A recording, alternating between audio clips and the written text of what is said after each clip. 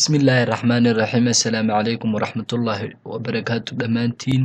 والسلامتين هلكني وكدية جروب ما انت عشر كنا وحوك سابسين سيد الله سميو إنه استعمالنا software وقارا software كانوا كعانا سمين اللوجو ينكا هذا انتينا عشر كجودة كلين وحاينو برانينا هبكا أما سيدا لو سودجستو software سبروسر كاجا kadiya group.blogspot.com kala soco casharada maalin walba oo aan soo dhigno isagoo qoraal ah kadib halka waxaad ku qoraysaa sootinka looga maker kadibna search baad odhanaysaa marka search tiraado page kan uu ku soo saaraya waxaad ku dhufanaysaa sootinka looga maker free download markaad ku dhufato halka ay download ku qoran dad ku dhufanaysaa anigu hadda uma baahnay ee idinka ayaan idinku tusayay aniga uu igu jira kadib markaad soo dejisto nagasti iyo finish ba ku xigta markuu computerkaaga galo waxa uu ku soo dhigayaa desktopka markuu kugu soo galo double click baad siinaysaa markaad double click siiso waxa uu kugu soo kacayaa sidan halkan waa continue halkanna waa buy now himika iibso halkanina waxa weeyaan enter serial kadib continue ma ku dhufanaa inagu mar hadaynan serial ka hayn markuu sida kuugu soo baxo halkan waxa ku yaala logooyin diyaarsan to alaala to ajalato ayad ku dhufanaysaa anagu imka waxaan ku dhufanaynaa tan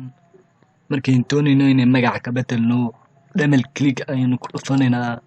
kadibna way highlight gareenaynaa kadib waxaan ku qorinaa tusaale ahaan kadiye markaan sida ugu qorno waxaan tageynaa ka hoose adan double click kadibna waan highlight gareynaa kadib group bin halka ka dhigaynaa halkan markaan sida u dhamayno waxaynu doonaynaa inaynu save gareyno waxaan tageynaa buttonka yar kadibna save bin ku dhufanaynaa kadibna halkan desktopka halkan magacaan ku qoraynaa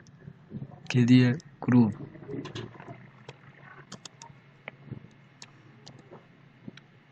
kasta ugu qorno save bin odhanna aan soo minimize gareeyo kadib loogadeeni wata desktopka taala waata kadib continue markaan ku dhufano waata haddaba waxaynu doonaynaa inaynu logooyin kale eegno